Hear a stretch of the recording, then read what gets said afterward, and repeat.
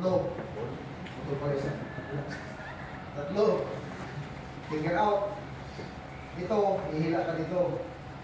Nakaganyan lang yan. Ito, nandito. Dito sa safety. Ito ang baril ka 45. Nakapasok ko sa safety. Ang purpose nito, pag pinutok mo na ganyan, itong kamay mo ang mag-control sa trigger mo. Ito naman ang mag-control sa impact niya pataas.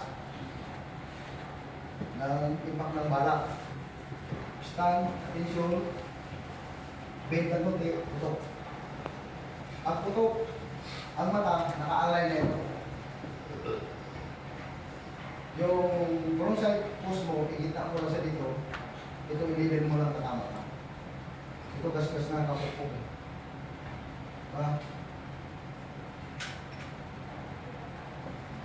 Ang aiming na kasi, yung talang dalawang mata, hindi isang mata. Para nakikita mo yung bala mo kung saan bumabagsak. Pag isang mata kasi, hindi mo alam kung hit mo siya hindi.